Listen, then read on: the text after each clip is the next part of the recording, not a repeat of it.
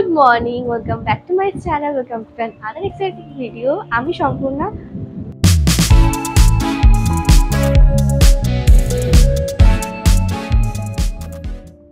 আজকে হচ্ছে আমাদের পুরী ট্যুরের ডে 2। আজকে আমাদের ফিরে যাওয়ারও পালা। আর এখন বাজে সকাল 8:30-9টা মতো। আর এখন যাব আমরা ব্রেকফাস্ট করতে। আর তোমাদেরকে তো বলা হয়নি যে আমরা কোন হোটেলে রয়েছি, সেটার বৃত্তান্ত কি, সেগুলো আজকে দিয়ে দেবো। আমরা রয়েছি সাগরিকা হোটেলে, একদম সমুদ্র থেকে উল্টো দিকে। এখান থেকে বসে তোমরা ভিউ এনজয় করতে পারবে। আর এখানটা আমি ঘুরিয়ে দেখি।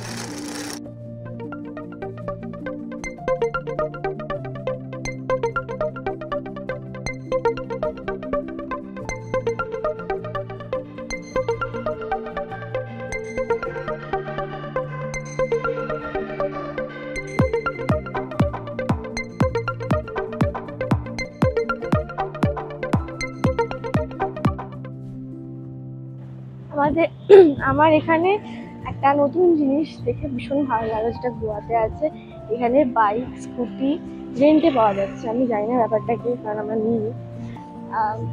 আমাদের হোটেলের ঠিকই উল্টো দিকে রয়েছে বোর্ডটা, আমি তোমাদের দেখাচ্ছি। আশা করি তোমরা বোর্ডটা দেখতে পাচ্ছ, লেখাই রয়েছে ট্যাক্সি বাইক রেন্ট। এখান থেকে তোমরা রেন্ট নিতে পারো। যাই হোক, আমরা তো বেরিয়ে পড়েছি, এখন ব্রেকফাস্ট খাওয়ার পালা। আর হ্যাঁ, আগের দিন আমরা এই 13 পার্বণ রেস্টুরেন্টেই ডিনার করেছিলাম। চিলি চিকেন, বাটার নান, রুটি। টেস্ট কিন্তু সত্যি ভালো ছিল। আজ আমরা এখানে করব ব্রেকফাস্ট। এখানকার অ্যাম্বিয়েন্স কিন্তু ভীষণ সুন্দর। এই দেখো, কথা বলতে বলতে আমাদের ব্রেকফাস্ট চলে এলো। রয়েছে আচার আর আলুর পরোটা, এখানকার ফেমাস।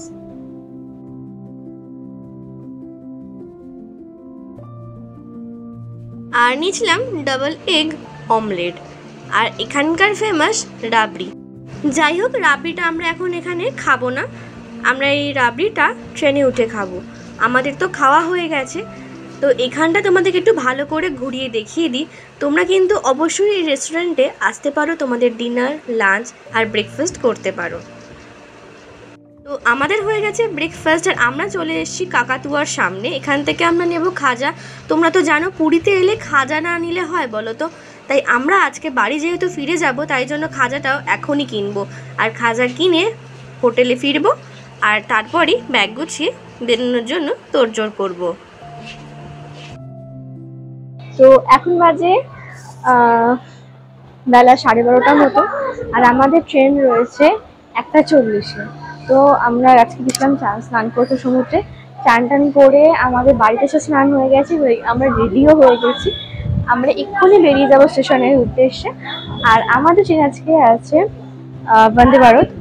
তো লাঞ্চটা ওখানেই ট্রেনেতে দেবে। তো চলো, অলরেডি দেরি হয়ে গেছে, এবার বেরানো যায়। তো তোমরা দেখতেই পাচ্ছ, আমাদের হোটেলের সামনে ছোটদাদু আমাদের অটো নিয়ে অপেক্ষা করছে। অটোয় উঠে পড়লাম। এবার পুরীকে টাটা বাই বাই বলে বাড়ি ফিরে যাওয়ার পালা।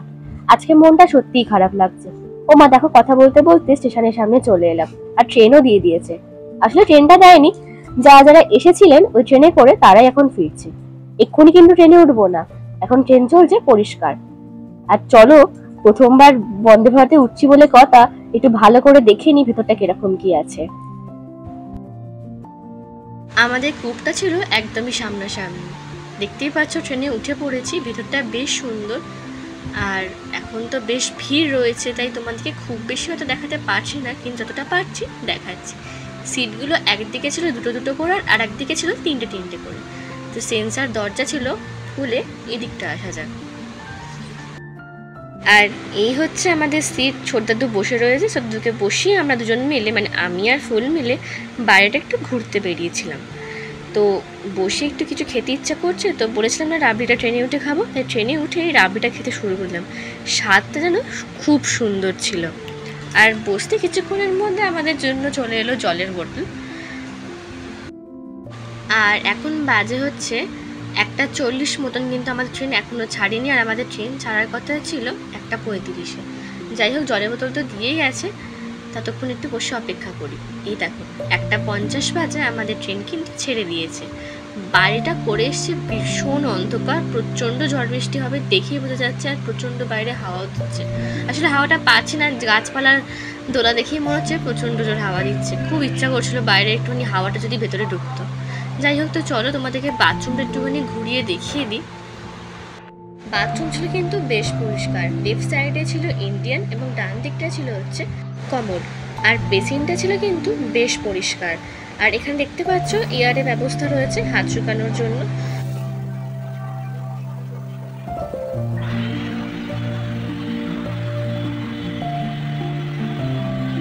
তোমাদেরকে বাথরুমটা দেখাতে দেখাতে বেঁচে গেছে 2টো, আর আমি চলে এসেছি আমার জায়গাতে। আর আমার লাঞ্চও চলে এসছে, তো দেখিনি লাঞ্চে কী কী রয়েছে।